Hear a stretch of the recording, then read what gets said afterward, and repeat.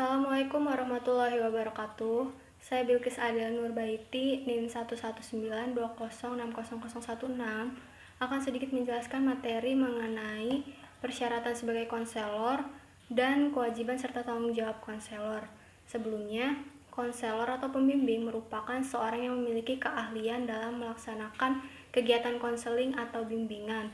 Persyaratan sebagai konselor dikutip dari Arifin dan Eti Kartikawati menyatakan bahwa konselor dipilih berdasarkan 4 kualifikasi. Yang pertama kepribadian, yang kedua pendidikan, yang ketiga pengalaman, yang keempat kemampuan. Yang pertama kepribadian. Kepribadian yang harus dimiliki oleh seorang konselor diantaranya adalah sikap penerimaan terhadap klien, jujur dan bersungguh-sungguh, kemampuan berkomunikasi dan berempati, serta sikap terbuka. Konselor harus memiliki minat kerjasama yang baik dengan orang lain. Konselor juga harus menunjukkan sikap penuh toleransi dan luas dalam memahami dan memperlakukan kliennya. Pada intinya, konselor itu harus menampilkan kepribadian yang baik yang dapat diterima oleh dirinya sendiri dan tidak akan mempergunakan kliennya itu demi kepuasan kebutuhan pribadi yang melebihi batas kode etik profesionalnya. Yang kedua, pendidikan. Untuk menjadi seorang konselor itu paling tidak harus menempuh pendidikan setara dengan S1 jurusan pendidikan psikologi dan bimbingan konseling atau bimbingan penyuluhan. Yang ketiga, pengalaman. Konselor itu setidaknya memiliki pengalaman bekerja minimal 3 tahun atau banyak membimbing kegiatan ekstrakurikuler dan banyak mengikuti kegiatan organisasi. Yang keempat, kemampuan.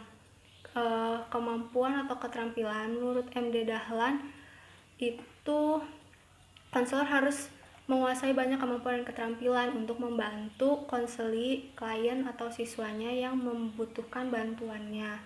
Selanjutnya, ada kewajiban dan tanggung jawab konselor. Yang pertama, kewajiban dan tanggung jawab konselor terhadap konseli atau siswanya. Di antaranya adalah menjaga kerahasiaan data tentang siswanya, serta melaksanakan layanan bimbingan dan konseling secara tepat dan profesional. Yang kedua, ada tanggung jawab terhadap orang tua. Di sini konselor harus memberikan kepada orang tua ini berbagai informasi dan menyampaikannya dengan baik demi perkembangan anaknya. Terus konselor juga harus memberitahu peranan konselor dengan asas kerahasiaan yang harus dijaga secara utuh. Yang ketiga, ada tanggung jawab konselor kepada sejawat atau rekan kerja. Konselor itu harus memperlakukan sejawatnya dengan penuh kehormatan, keadilan, keobjektifan, dan kesetiakawanan. Konselor juga harus menumbuhkan hubungan yang baik antara rekan kerja atau staf demi terbinanya layanan bimbingan dan konseling yang optimal. Kemudian ada tanggung jawab konselor kepada sekolah atau masyarakat. Di antaranya adalah mendukung dan melindungi program-program sekolah terhadap penyimpangan-penyimpangan yang dapat merugikan siswa. Terus memberitahu pihak yang bertanggung jawab apabila ada sesuatu yang menghambat atau bahkan dapat merusak segala sesuatu yang berkaitan dengan sekolah, serta membantu mengembangkan dan meningkatkan peran fungsi bimbingan dan konseling sekolah atau kegiatan-kegiatan sekolah lainnya.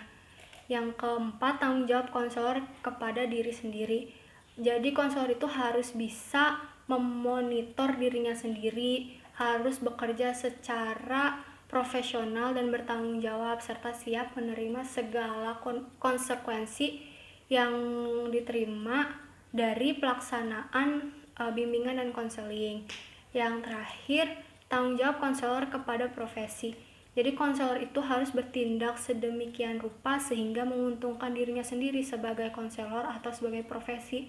Konselor juga harus ikut serta aktif berpartisipasi dalam kegiatan organisasi bimbingan konseling profesional. Sekian yang dapat saya sampaikan. Kurang lebihnya mohon maaf. Wassalamualaikum warahmatullahi wabarakatuh.